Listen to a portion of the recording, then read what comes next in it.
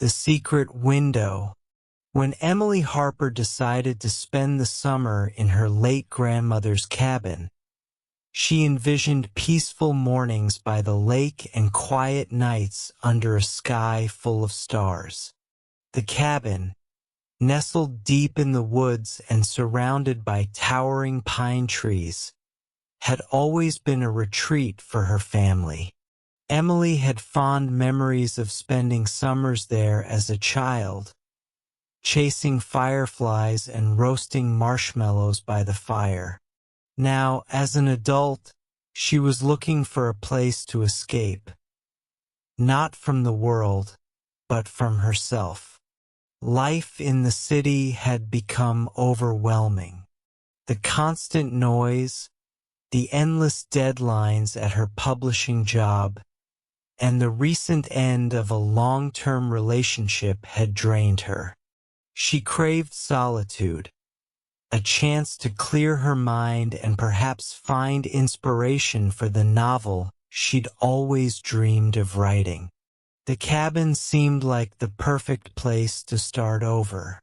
On her first day there, Emily spent hours cleaning and rearranging the space.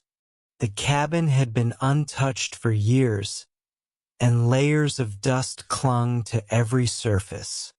She opened all the windows to let in the fresh forest air and scrubbed until the place felt like home. By evening, she was sitting on the porch with a cup of tea, watching the sun dip below the horizon. For the first time in months, she felt a sense of calm. The next morning, Emily began exploring the cabin's attic. It was a small, dimly lit space, cluttered with old furniture, boxes of forgotten trinkets, and shelves filled with books. She wasn't looking for anything in particular, but the idea of discovering something interesting excited her. As she shifted a pile of boxes, her hand brushed against the edge of a wooden panel in the wall. It wobbled slightly. Curious, Emily pushed harder, and the panel popped open, revealing a small compartment hidden within the wall. Inside, she found a stack of yellowed notebooks tied together with a frayed ribbon. Her heart raced as she pulled them out, the scent of aged paper filling the air. The notebooks were old, their covers cracked and faded, but they held an undeniable allure. She untied the ribbon and opened the first one. The handwriting was neat and precise, though slightly faded with time.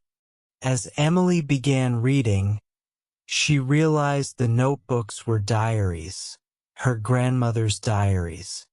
Each entry detailed her life at the cabin, from mundane chores to heartfelt reflections. But as Emily read on, the tone of the entries began to shift.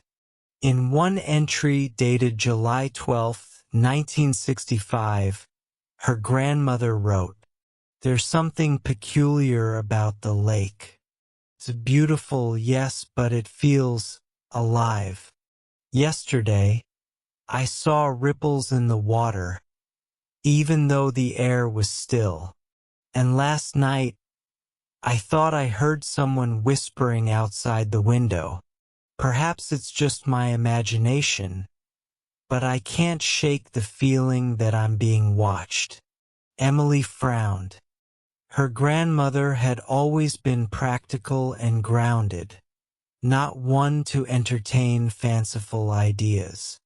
She flipped through more pages, finding similar entries describing strange occurrences. Footsteps on the porch in the middle of the night, objects inside the cabin moving on their own, and an overwhelming sense of being watched. The last diary ended abruptly, with an entry that sent chills down Emily's spine. "If you're reading this, please be careful. Some secrets are meant to stay hidden. Emily set the diary down, her mind racing. What could her grandmother have meant? Was it possible that the cabin held some kind of dark secret? Or had her grandmother's imagination simply run wild during her time in isolation? Over the next few days, Emily couldn't shake the sense of unease that had settled over her. She tried to focus on her writing, but her thoughts kept drifting back to the diaries. At night, she found herself lying awake, listening to the sounds of the forest and wondering if there was more to her grandmother's warnings than she had initially thought. One evening, as the sun dipped below the horizon, Emily decided to investigate further. Armed with a flashlight, she ventured outside and walked around the cabin. The lake's surface was calm, reflecting the orange and pink hues of the sunset. It was hard to imagine anything sinister about such a serene place. But as she stood there, she noticed something odd. Near the edge of the lake, partially hidden by tall grass, was a small wooden box. Emily approached it cautiously. The box was weathered and covered in moss, as though it had been there for decades.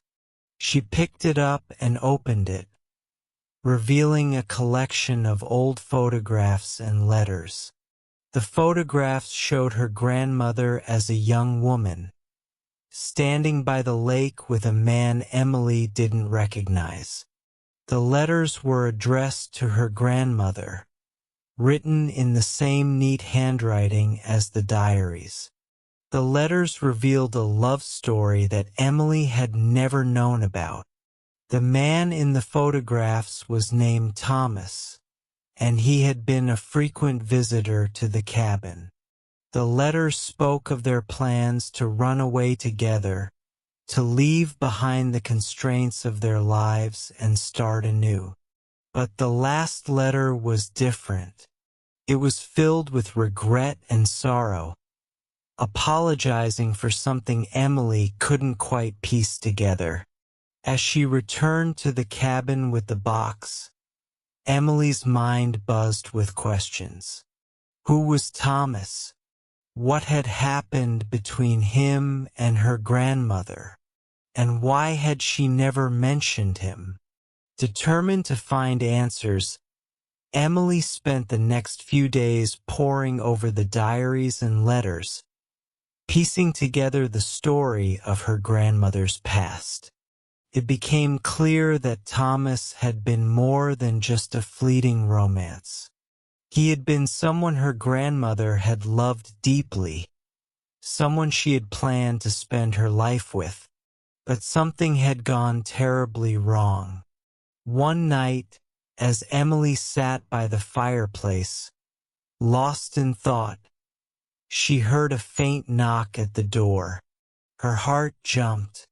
She wasn't expecting anyone, and the cabin was miles away from the nearest town. Grabbing a flashlight, she cautiously opened the door. No one was there, but on the porch, she found a single envelope, yellowed with age. Her name was written on the front in elegant handwriting. Emily's hands trembled as she opened the envelope. Inside was a letter addressed to her. Emily. If you're reading this, it means you found the diaries and the letters.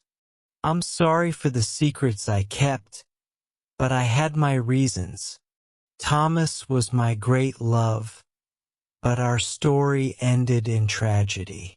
He drowned in the lake one summer night, and I've carried the guilt ever since.